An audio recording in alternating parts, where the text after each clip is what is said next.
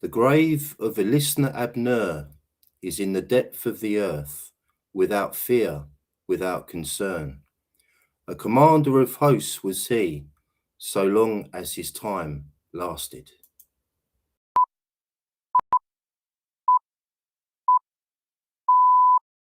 First on BBC One.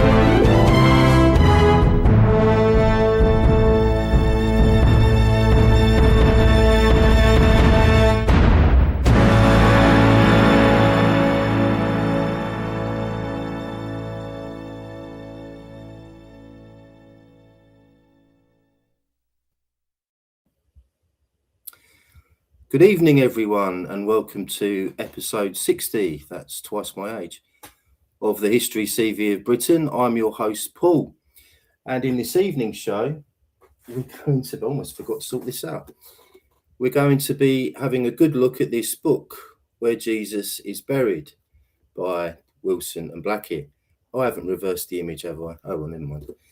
Okay, so I rescanned this book this week, doing my research as you do, and it became apparent very early on in my research this week that there was no way I was going to be able to cover all of this book in one show. It's impossible. It can't be done. There's about 50,000 rabbit holes in this book. It's insane. So there's going to be at least two shows on this, not next week. There'll be another show on this as well. But as I say, it's just impossible trying to cover all of the information that Wilson and Blackett have put into this book, obviously compiled by Ross Broadstock. There is just so many rabbit holes, so much to look into. And I could not do this justice, this book, in one show. It's impossible. So we're going to look at two or three things tonight in this book. And we'll see what happens. Now, artificial intelligence gate this week. Blimey. I think I've deleted the poll now that was running this week. So the last time I looked, there was, I think, 63% of people had voted against having the AI videos on the channel, or on my live stream, I should say, because it's not my channel. So not exactly a landslide. And I've also noticed just before going live, actually, that the creator of the AI videos, Philip, has left a comment, a very interesting comment, I think on the poll itself, somewhere anyway. And he's made some very, very good points. I should point out, I'm actually a fan of these videos. I think they're brilliant. I love them. And I would use them all the time. But there's been some very negative comments from people in this community, and this is a community. I've also received a couple of emails from people saying, please remove those AI videos. So I've had to take this seriously. Now, there's also the factor that YouTube is currently being swamped with AI content. And a lot of people are making a very reasonable argument that it's not always easy now to tell what's real and what isn't. And that's very dangerous, if you ask me. Very dangerous. So it's been a bit of a dilemma for me this week, because I wanted to keep them. So I think what's going to happen is I'm going to keep on using them because we've not had a landslide vote. Over 100 people voted in the poll, so that's a good number. But what I'm not going to do from now on is to play them at the very start of each video. And that's because I received a comment from somebody who made a very, very good point. If a newcomer to these lives or to the channel clicks on one of our videos, and the very first thing they see is like, I don't know, 45 seconds of AI content, they might think this is an AI video. And so they'll click off before it gets onto the intro and me talking or whatever. So that's a very valid point, I think. So I'm not going to play them at the start of each CV episode now. But I will come up with a plan B, and I will continue to incorporate them as part of this show. I'm going to sort that out this week. I don't know exactly what's going to happen yet, but I've got some ideas. Anyway, so that's the end of that, hopefully. Blimey, I've had enough of it. I mean, I suppose you could say, I mean, I was asking for it because I created the poll just to, you know, sort of gauge opinion amongst the community, which I think is very important. I'm not going to apologise for doing that at all, you know, because I want to know what people out there are thinking about the show and what we could do to improve it, what we could do to leave out, etc. It's all extremely valid, very, very important as far as I'm concerned. So they won't be played anymore at the start of the show, but they will still be used and incorporated as part of the show from now on. And I hope I haven't upset anyone, but you can't please everyone. Okay. Now, just a quick reminder that the BHH meetup in London is getting closer and closer, less than a month away now. It's on a Sunday, so that particular week, after Easter Sunday. So on that particular Sunday, I'll go around to do a CV. So I've got things flashing up on my screen that are putting me off. Connected default. I hope everyone can still hear and see me. I hope so. I'll come to your comments in a minute. Hopefully you're all still watching this and can hear and see me clearly. Where was I? So yeah, the BHH meetup. So it's taking place at, we're meeting up at the entrance to the Greenwich Observatory at 1 o'clock on the 12th of April, which is a Sunday, as I've just said. Now be aware that it's a 3-hour walk through London, so you're going to have to be reasonably fit to do it. I've had a few confirmations so far, which is great. So I think we've got about 12 people coming so far, but I'd like to make it bigger than that if possible. So, you know, if you're in the south of England and you've got nothing to do on the 12th of April, it should be a really good occasion. It's going to take in the walk all of Nicholas Hawksmoor's. Sorry, I've just lost you.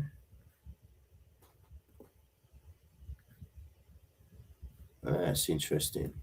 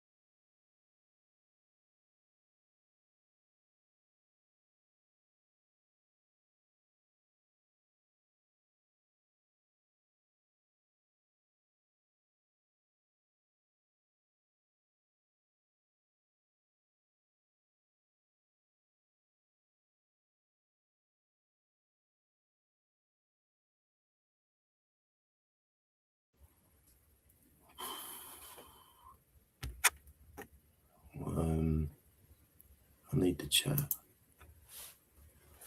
Okay. Can anyone hear or see me? Please say yes. Can anyone hear or see me? Please say yes.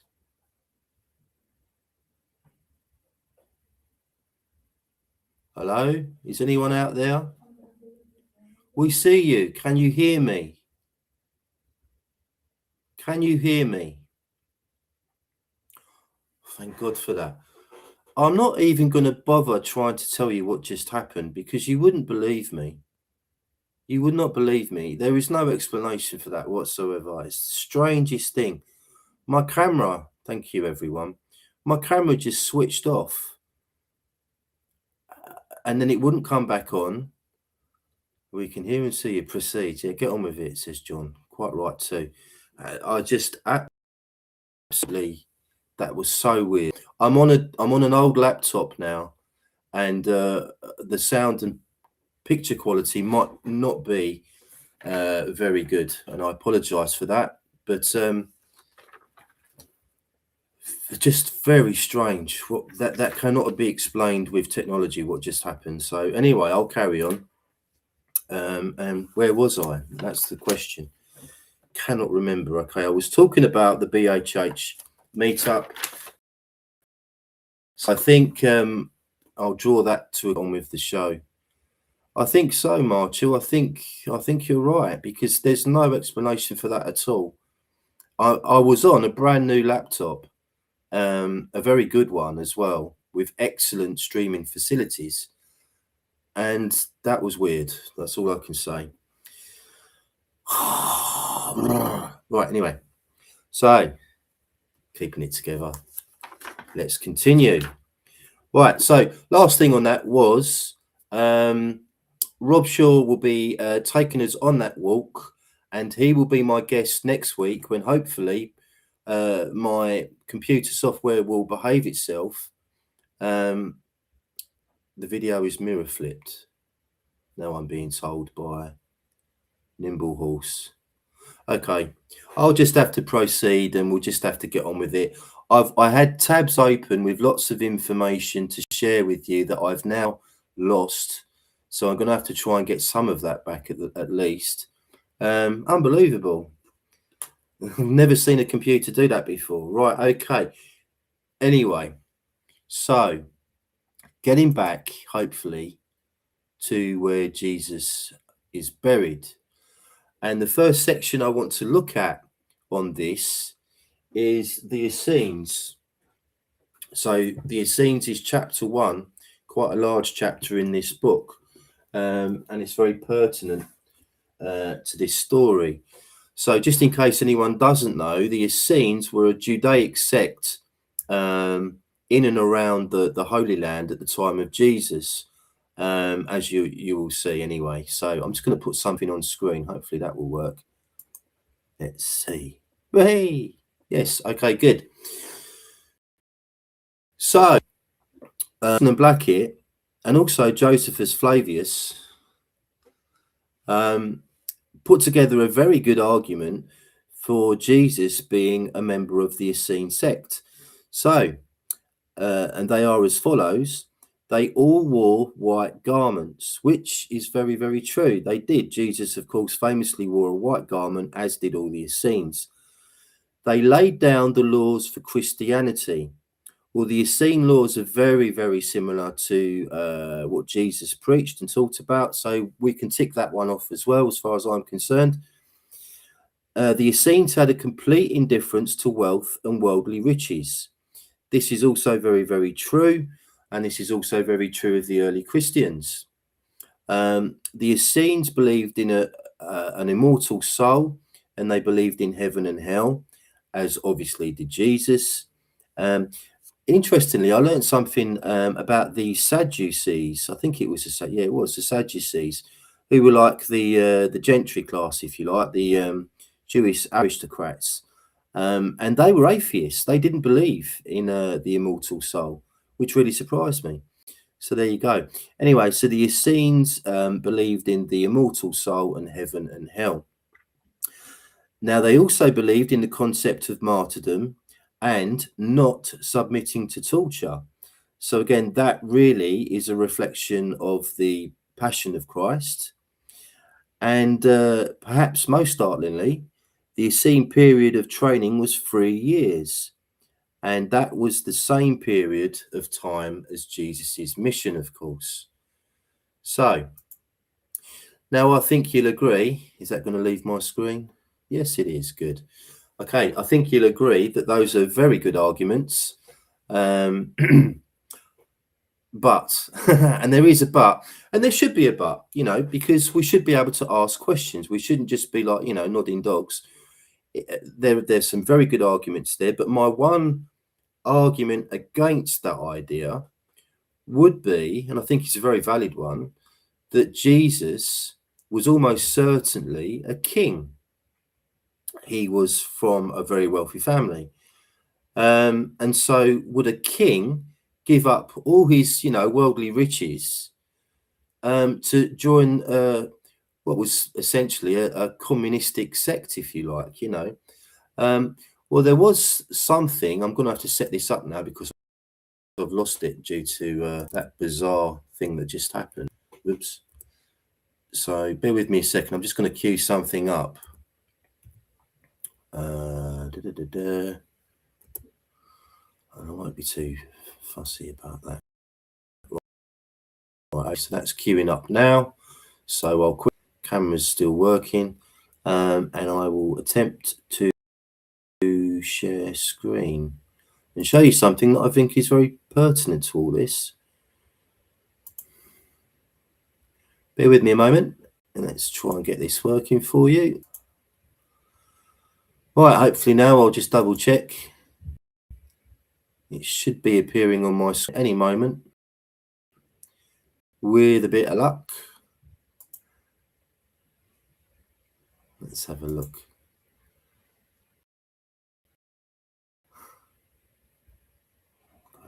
Share screen again. Can we share screen? Well, that's better than nothing. Okay, well, I'll accept that. I'm actually on an old laptop, and I'm not sure that it's it can take on all of Restream's new additions and upgrades, etc. But we'll try and get through this anyway. So I'm showing you a page from Wiki, and it's called Monobaz II, or Monobazus II. Now, I've shown this on screen before, but that was on my old channel, Esoteric Explorer, when I was doing the CV on there. So many of you BHH viewers might not have come across this before. So Monobazus II was the son of Queen Helena of Adiabene and King Monobazus I. And the Talmud relates that Monobazus, quote, dissipated all his own hoards and the hoards of his father in years of scarcity. His brothers and his father's household came in a delegation to him and said, your father saved money and added to the treasures of his fathers, and you are squandering them. He replied, my father's stored up below, and I am storing up above. My father's stored in a place which can be tampered with, but I have stored in a place which cannot be tampered with. My father's gathered treasures of money, and I have gathered treasures of souls. So, now isn't that interesting? Monobazus translates as the only king, by the way, and he's described by Josephus Flavius. I'm just trying to stop sharing screen there as I'm talking. I think that should work at any moment, hopefully. Where was I? Monobazus, the only king, and he's described by Josephus Flavius as being one of the two major Jewish revolt of AD 70. So the timeline is slightly out, but I think that's very interesting. Because some people think that Monobazus was Jesus, or Monobazus II. So there's a king who's giving up all of his wealth and storing up treasures above, if you like, as he said, with souls. And I think that's very, very interesting. Okay, so he could have been an Essene and a king, quite possibly. Monobar-Zeus. So we're just getting lost in your comments. I'll quickly. Very interesting stuff. Sorry, I was about to say hello to you all in the chat, and then my computer died. So somehow, anyway, focus, Paul. Right. So that was basically the first thing that I wanted to look at tonight was the Essenes. And they also mentioned in the book Wilson and Blackett that the Essenes are not mentioned in the Gospels, and they put this down to the fact that they believe the Essenes wrote the Gospels, and that's why they didn't mention themselves in it. And I suppose if Jesus was an Essene, then that kind of follows, doesn't it? Really. So excuse me a moment. Right. So there we are. So that's section 1 done and covered, if you like. Right, section 2, I'm going to just lose the chat for a moment and go to a little slide for you, and then we'll have another chat about that. I think it's this one. Hopefully there it is. No, they've swapped. It's like someone's trying to catch me out tonight. Hide. Let's try that again. Show. Yes, brilliant. Okay, right. Okay, so we're going to look at now at Joseph of Arimathea being buried in Cardiff, which was also a major part of the book. So Maelgwn of Llandaff, and I'm sorry if I'm getting some of the pronunciations not 100% correct, trying my best on that front.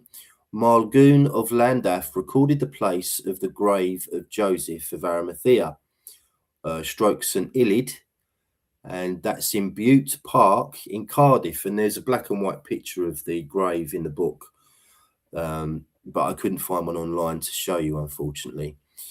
Now, this comes from a work attributed to Maelgwn of Llandaff as published by Archbishop Usher of Armagh in the Cottonian manuscript under Melchini Fragmentum.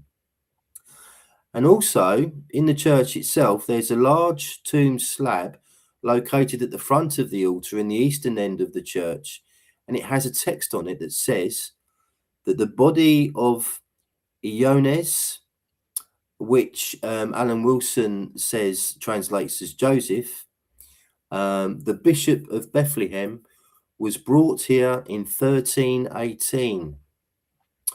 And Maelgwn of Llandaff is almost certainly a brother of King Murig of Glamorgan and Gwent, and therefore the uncle of Athrois ap Murig, King Arthur too.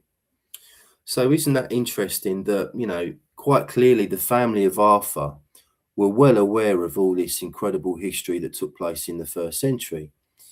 Now I stumbled upon, again, do bear with me because I had all these tabs open and ready to show you and I've lost them all, but do bear with me because I want to show you something else that I found purely by accident, and it's, I think, quite a major find.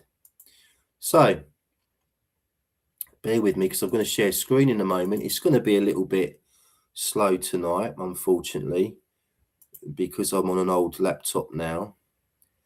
Hide, good, that's worked. Right, share screen next. Come on, computer, you can do it. There we go. Now, bear in mind the name Essenes, as just mentioned Alan Wilson. It's the name on the tab, on the slab in the chat. For some reason, it's not giving me a full screen anymore on the share screen, so it's doing its own thing tonight. But I will read the parts that are important here. So I looked on. When I read this name Essenes, which I'm probably pronouncing wrong, it reminded me of the island of Iona. Now, the island of Iona is caught up in, I'm not sure that if it's exactly Corwin's Beaumont's version of the Gospels and the Jesus story, but there are a lot of proponents out there that say that these gospel events took place in Britain, and that Iona was somewhere that Jesus and Mary Magdalene lived and spent a lot of time at. Now, I clicked on Iona, and you can't see this, unfortunately, but there's a little picture to the top right, and it says here, Ballymore, with the Abbey seen from the harbour. So I'll see if I can click on that and see if that's worked. So now you're looking at Ballymore with the Abbey. Yeah, it's worked. Seen from the harbour. So Ballymore. Now, I don't think I'm stretching reality too much by suggesting to you that Ballymore is almost certainly Ballymore, which is the principal god, as I understand it, of these islands of Britain. So isn't that interesting? But we also have Beli the Great, who was a king in this country. Beli the Great was a king in this country prior to King Lud. We're talking in the 1st century BCE. But as I understand it, Alan Wilson and Baran Blackett identified Ballymore Beli the Great as being Jesus. And here is Ballymore with the Abbey seen from the harbour on the island of Iona, which is something else. That's quite a coincidence, don't you think?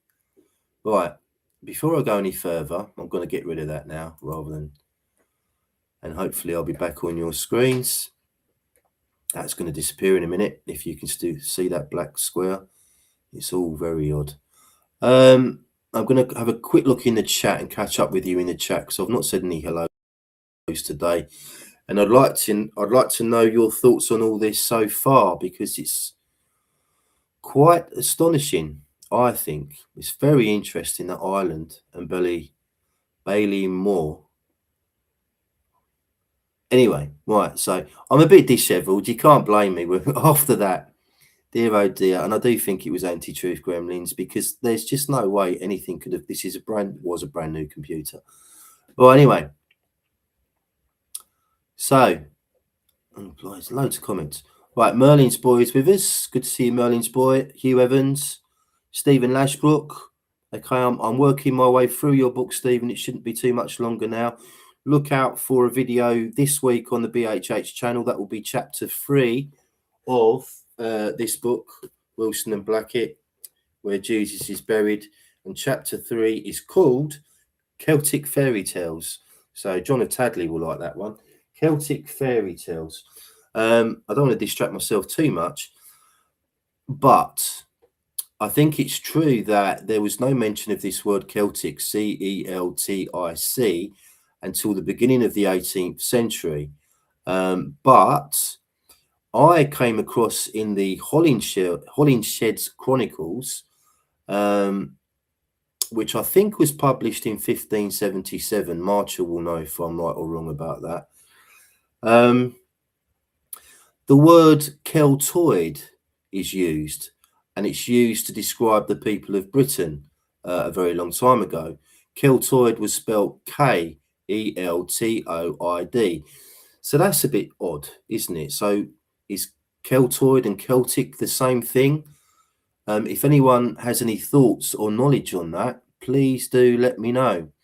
And thank you for sticking with me. I hope I'm still streaming. I could be talking to myself for all I know. Dear story of my life, that really. Okay.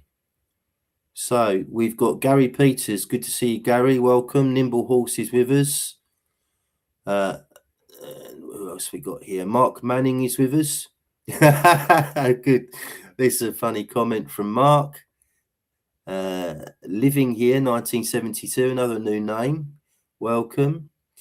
Brad Kimball, hope you're well, Brad. I haven't seen Gab yet. I hope Gab's with me tonight.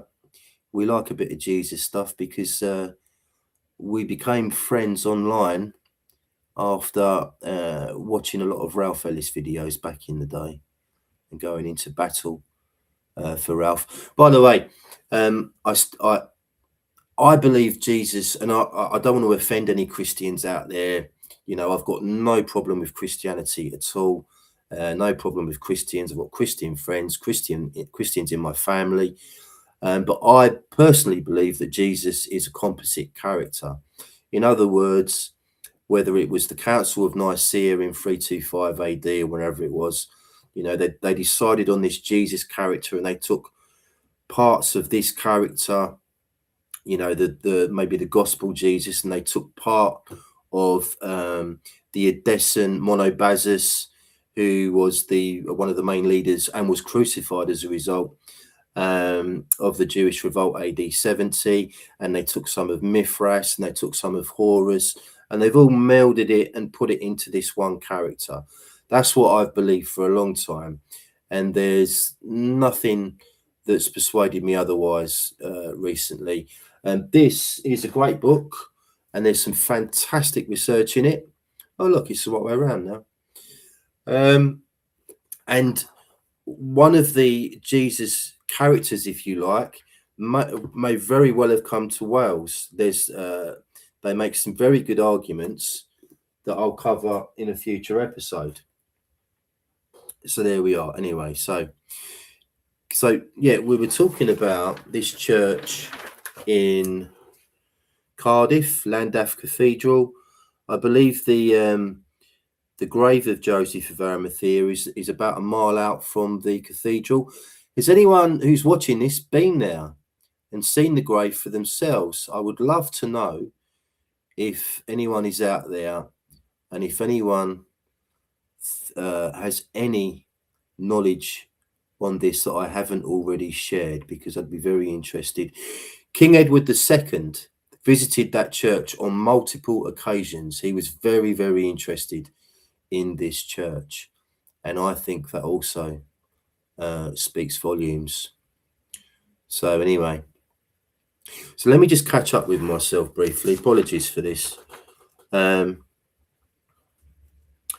Mentions that the person buried there was Iones, so we discussed this, the connection with Iona, the island. He's described as the Bishop of Bethlehem. Now, if I'm right, there is at least two Bethlehems. There's a Bethlehem, obviously, in the Holy Land, but there's also a Bethlehem in Wales as well. I'm pretty sure of that. And he was brought there in 1318, so he wasn't originally buried near Llandaff Cathedral. That was, you know, this is like nearly 1300 years after the event, if you like. So that's very interesting. So, yeah, anyone in the chat who knows any more about the grave of Joseph of Arimathea, I'm 99.99999% certain that he is not buried in Glastonbury.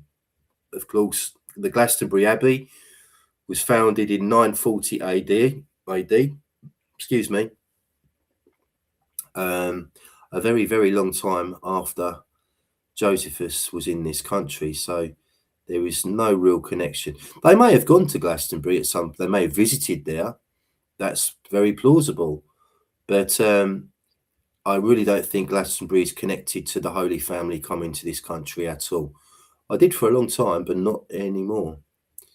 Okay, right. You're very brave men in this group, and ladies possibly, by suggesting that not suggesting, but saying that you like Ralph Ellis's theory. It's not very popular amongst some of the BHH supporters, and I can completely understand why, because it does differ. Although I say it differs, I might get onto why. There are some very interesting similarities in the research of Wilson and Blackett and Ralph Ellis in this Jesus research. let's come on to that next. How are we doing for time? You know, I've normally got, oh, there it is up there. Sorry, 64. We've got 64 watching and we're 40 minutes in. So we're not doing too badly. Right, I'm coming to the third section, which is the final section for tonight, but it's probably the biggest one. And this is about who was Jesus. And I'm also going to cover who was Mary Magdalene as well, because this is dynamite, this stuff. And and I'll have to set up another tab as well. So apologies for that. As I say, it's going to be a little bit slow. So if we look at who was Mary Magdalene first, well, Wilson and Blackett are Mary Magdalene as being the daughter of King Juba, I think that's how you pronounce it, the second, who was a king of Numidia. Let me just key that up for you. Get in there. All right, let's come back and let's share to screen again. Bear with me. This old computer is doing its best. Share. Okay, so any second now, you should see that on your screen. I hope it's not going to be a little box again, but that's a new thing as well. There it's coming. See how slow this is. Apologise for this, everyone. All I can do is promise you that I will try my utmost to try and fix all these problems by next week. Anyway, right. So as mentioned, Juba II was a king of Mauritania, client king of Numidia. And let's just have a quick look here at marriages and children. So his first marriage was to the Greek Ptolemaic princess Cleopatra Selene II. And their children were Ptolemy of Mauritania, a son born in around 10 BC to 5 BC. And it says here that they had a daughter, mentioned in inscription as child of Juba. So we don't have a name. However, she is sometimes identified as Drusilla of Mauritania. But they also stipulate here that that is more likely that she was a niece, not a daughter. So there's an inscription that Juba clearly had a daughter, but no name is given. Well, that's quite odd. Not, extremely unusual, but slightly odd. Now, here we have a second marriage of Juba II to Glaphyra. Hopefully I'm pronouncing that correctly. Who was a princess of Cappadocia, widow of Alexander, son of Herod the Great. Now, Alexander was executed in 7 BC by his own father for a conspiracy against his father. And if you've ever read Josephus of Flavius, that kind of stuff was going on everywhere, all over the place. It's quite incredible. These warring families and some of the things they got up to, it's really off the charts. Anyway, Glaphyra married Juba II in 6 AD or 7 AD. They weren't married for very long because she then fell in love with Herod Archelaus, or I think that's how you say it, another son of Herod the Great, and Glaphyra and Juba divorced in 7 AD, so very shortly after getting married. However, they did have a child, and let me see if I can find this. First marriage is the second marriage we want with Juba. It says here somewhere that she had a child with Juba, and an unnamed daughter. There it is. So another unnamed daughter. We don't know who she was. We just know that they both had a daughter. So there we go. So it could be that she was a daughter of Juba and the first wife,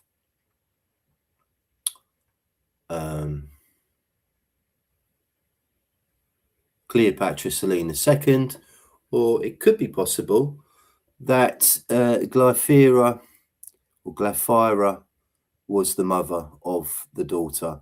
But we have two unnamed daughters, which is a bit of a coincidence and a bit strange. So that's very interesting, I think. I'll cut back to your comments in a minute. I'm just going to try to stop sharing screen. Get rid of that. Good. Okay. Right. Blimey. Okay. Where was we? So now in the book where Jesus is buried, Alan Wilson and Brian Blackett say that Jesus's father was Alpheus, Alpheus, and apparently Alpheus means underground stream, which is quite pertinent to all the politics that was going on with this family at the time with the Romans. Now, he referenced, I should have written this down, he referenced a quote from Matthew, I think it's Matthew chapter 25, can't remember the exact verse, but it says that Mary had more children with Alpheus. Now, I've looked into that quite extensively. I've looked at, I think, 37 different translations of that verse, and all of them say that Mary had more children with Zebedee, not Alpheus. However, it also says in the Bible that Alpheus is described as being the father of James the Less. So Alpheus was a father of at least one disciple. Was James a brother of Jesus? Quite possibly. So who knows? But in the actual verse, and I've looked at lots of different translations that Alan Wilson is referring to, and it says Zebedee, not Alpheus. So that one requires a bit more research, probably. Okay. Now, there was also the Jewish tradition, Alan Wilson mentions in this book, that Jesus's father was a Roman soldier surnamed Pantera. And I had a lot to share with you on this tonight, but I've lost the tab. So I think I will save that for next time, to be quite honest with you. And finally, Jesus was, according to Wilson and Blackett,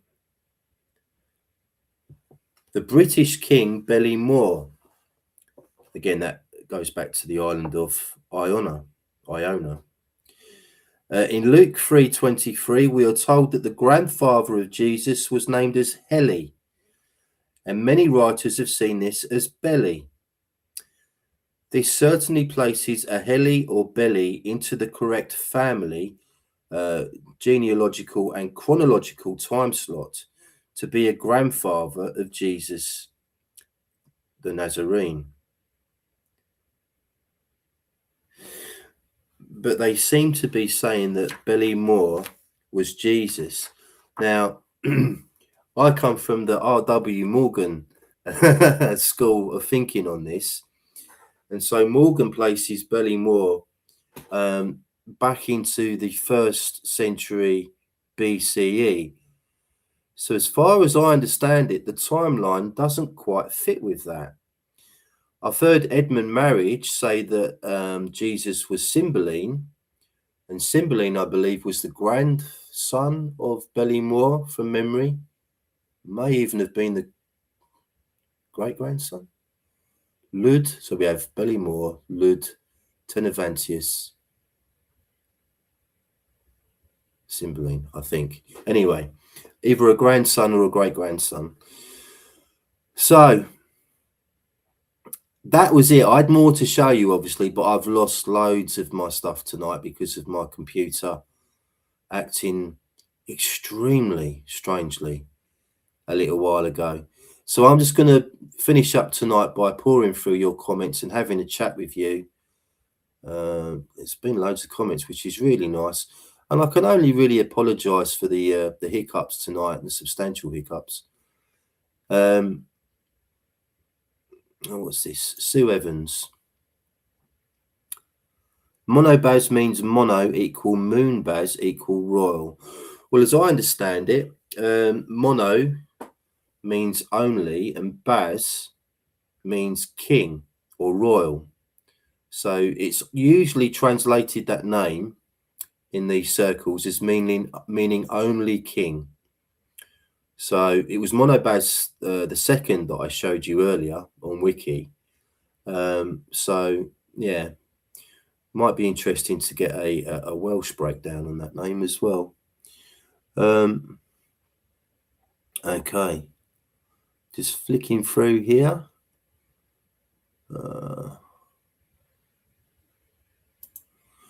Looks like we've had a question possibly from somebody called Freeman5289. How do we know the Essenes were Jewish? Did they identify as such or descend from the tribe of Judah? They're always described as being a Jewish sect, if you like. I'm not sure I can answer the second question there, but I imagine probably somebody's had a stab at doing that. Let's have a look. Oh, that's interesting. John the Baptist apparently was an Essene as well. Well, it does seem that they, meaning the Essenes, came from Egypt, but they were definitely philosophically very different from the Jews. They were certainly different from the Sadducees and to a lesser extent the Pharisees. They were almost like a kind of a prototype communist party in a way, living, for each other, much like you would see on a kibbutz now in Israel. If they still have kibbutzes out there, I don't know. Let's have a look at this from Chris as well. I tend to follow Ralph Ellis's theory. John the Baptist and his ilk were Essenes, thank you, and the family of Jesus converted to Judaism probably for political reasons. Well, he's talking again about Monobazes and stroke Isas Manu, the six of Edessa. And the connections between this country and Anatolia are quite incredible, because you've got, of course, Albines migration to this country, which is why Surrey is so called, because it comes from Syria.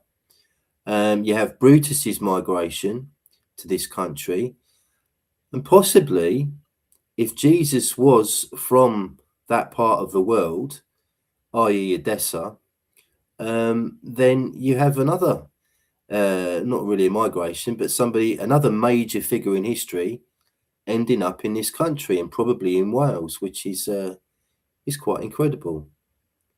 Oh, that's interesting, Marshall. Marshall says, Morgan says Celtic with a K was used for a junior branch of the Cymry. That's very interesting. That rings a bell as well. Okay.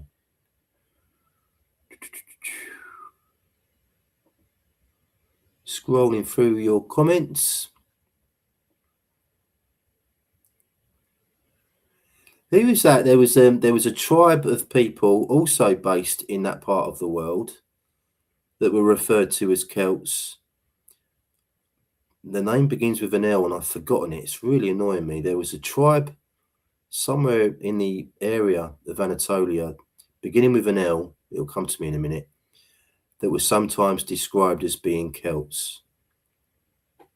A friend of mine tipped me off about that. Yeah.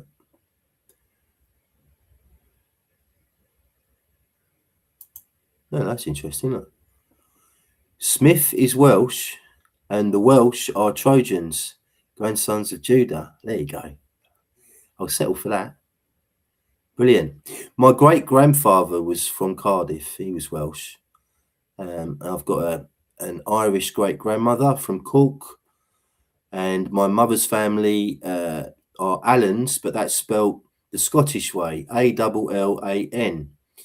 and the Macallan were like, what do they call them? Like, not a tribe, a clan, is it, in Scotland, with their own, shield and motif and all that stuff. So a long way back, I've got Scottish connections as well. I think most people probably living in this country, native Britons, can trace their roots back to Scotland, Ireland, Wales, etc. Quite possibly. Now, there's one from Mark Manning, who said, is not Ione equal John? I don't know. I'd be quite interested to research this a bit more deeply. There's another name in this book that Alan Wilson says can be translated as Joseph, and that was Julius. Excuse me. So I don't know if that's true. That's another one. I think that's caught up with the Pantera stuff as well. Let's have a look and see if I'm right. I've just seen his. There you can see the statue of. You can see the statue, headless statue of. I'll talk about this more next time. Tiberius Julius. There we go. Abdes Pantera. So there was no J in those days, obviously, in Latin. So it would have been spelt with an I, Julius. And Alan Wilson says that this can be translated as Joseph as well. Anyway, right, let's carry on for a bit because you're all having a lovely chat in the chat box.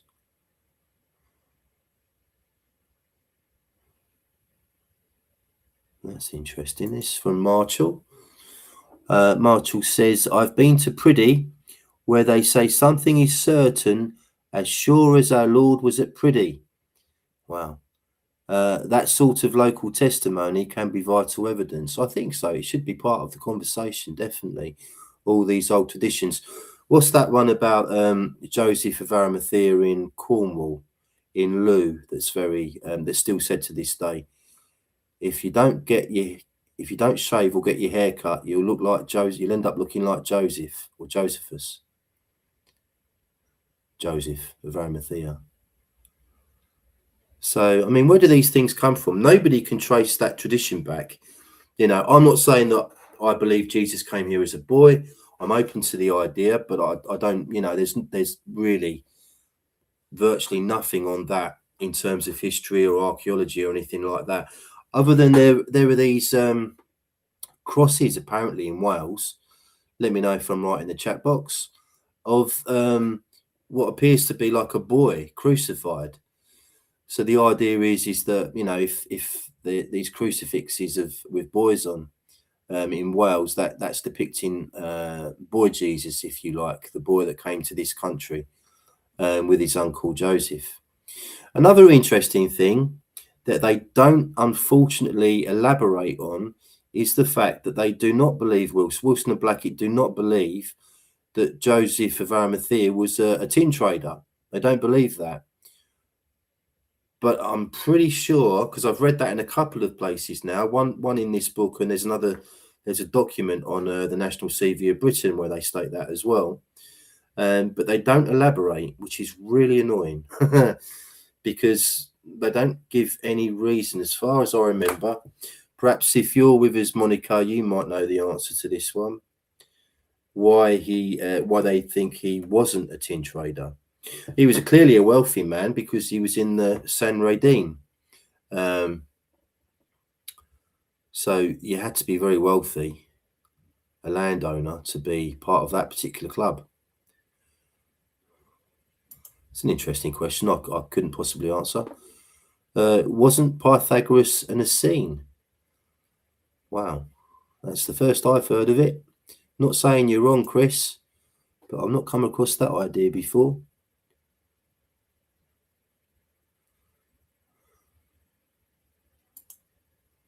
Right.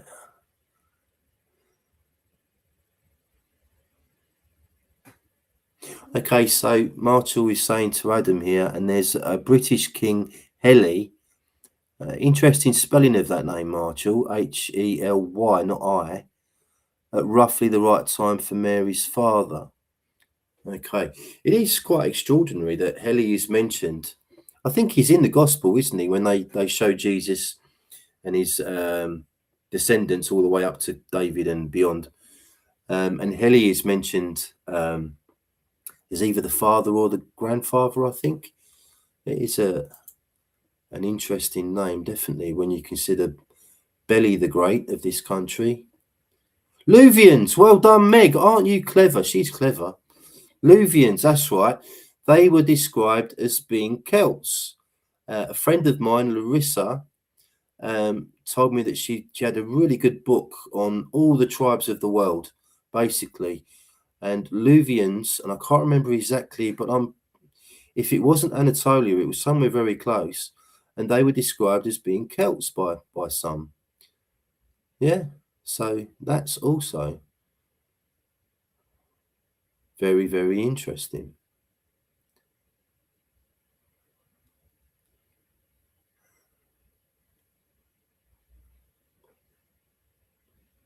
Let me see if I can make sense of this from Sue Evans. Paul Mon does mean one, but also moon. The only difference is there's been another O added. Oh, I see what you mean. Okay, yeah. Okay, that's interesting too. The moon is a very important thing when it comes to the spiritual practices, I think, of the early Britons. Moon worship was a very big thing. So, I mean, I've obviously, people that watch this show regularly will know that I spoke to Michael Tazarian recently, and we were talking about authors like Conwins Beaumont and Conor McDarry, Anna Wilkes, people like that, outliers of history, if you like. My own personal take, I've read The Great Deception by Beaumont. I haven't read any of his other books because they are priced astronomically online, out of my budget, unfortunately. So I can't read the others. We're talking literally hundreds of pounds. I struggled with The Great Deception. I did get to the end of it, but I was thinking, where is he getting all this stuff from? And it is important to employ your intuition when studying this history as well. I think so, definitely. There's got to be a bit of left and right hand brain going on when you're trying to work all this stuff out. But I did struggle with Beaumont, I've got to be honest with you. I would like to read, what's it called? The Riddle. The Riddle of Prehistory Britain, something like that. That's supposed to be very good. But Beaumont says that Jerusalem is Edinburgh, and there are some coincidences, I suppose you could call them, with Edinburgh and Jerusalem, how they're set out, how they're described, etc. But it's that's interesting. But it's it's a big thing for me to go with that. I follow a guy on Facebook called Stephen Beattie who talks about this stuff all the time, and I read it and I find it interesting. But if you believe that all the Bible events took place in Britain, then you have to then come to the conclusion that Josephus Flavius was just making it all up. And again, I find that, I'm pretty incredulous to that idea, shall we say. There's the tunic crosses in Cornwall. That's the thing I was trying to say, yeah. The tunic crosses in Cornwall, not Wales. Apologies. He's a boy, but not crucified. Brilliant. Okay, thank you for those corrections, Marshall. Yes, thank you. So, but again, well, I mean, if the tunic crosses are in Cornwall, then that would, I guess, give extra credence to the idea that Jesus came here as a boy with his uncle, Josephus. Yeah, very interesting. I love all these old traditions. I mean, where do they come from? What was it Disraeli said about traditions? A tradition can neither be created nor destroyed. I love that. Benjamin Disraeli. Okay. We're over the hour now. I think I'm going to stop because it's been a bit of a ride this evening. Not one I want to ever repeat. No idea. It just goes to show you spend a lot of money on a new laptop after consulting with ChatGPT as to what is the best computer or laptop to stream on. They give you the answer, and that happens. It's quite incredible. So I won't go over all that again, but that was extremely odd. And I'm trying not to be a conspiracy theorist about that, but it's extremely hard not to at the end of the day. Anyway, if you've somehow managed to enjoy this video, please do give it a like. Please do hype the video to send us up the algorithm. If you're new around here, do subscribe to the Britain's Hidden History YouTube channel. Got lots of plans for more videos. Look out for a video this week that I'm uploading on behalf of Paul Challenger. That's going to be something really good to look forward to. I'm going to be uploading chapter 3 at some point this week, if all goes to plan, of where Jesus is buried. That chapter is called Celtic Fairy Tales.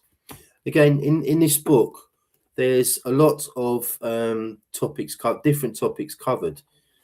We don't really get onto where Jesus is buried in Wales, not really until the final chapter, chapter 13. So I'm going to be talking about this a lot more on the channel. And I'm going to be doing lots of research into their findings as well. I'll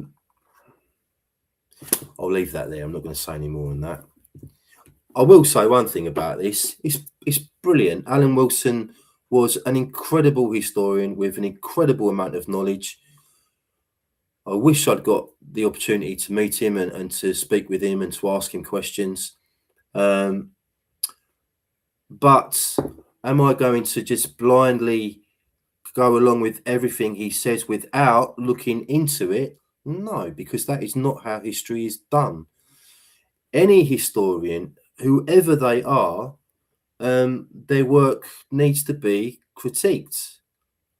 We can't just, say it's all true. It may well all be true. I'm not saying that it isn't.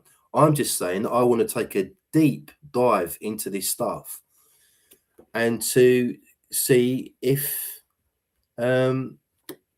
it's all true. I hope it is. But as I say, you can't just take anyone for their words. You have to look into this if you're serious about discovering the truth, which I am. Okay, I think you've all suffered enough now, so I'll say goodbye for now. Look out for those 2 videos during the week, and look out for me next week on the CV of Britain with my restored computer, and I'll be interviewing Rob Shaw. We'll be looking into his book because we didn't cover it all last time, only about half of it really. And we'll also be previewing our walk in London. So we'll be looking at some pictures, some of the churches, and whetting your appetite for the walk. Please do come on that walk. I really love the idea of these physical meetups. I think they're really important. They're community building. It's a very important part of this restoration of our history. So, okay, please like the video, and I will see you next Sunday for episode 61. Keep your fingers crossed.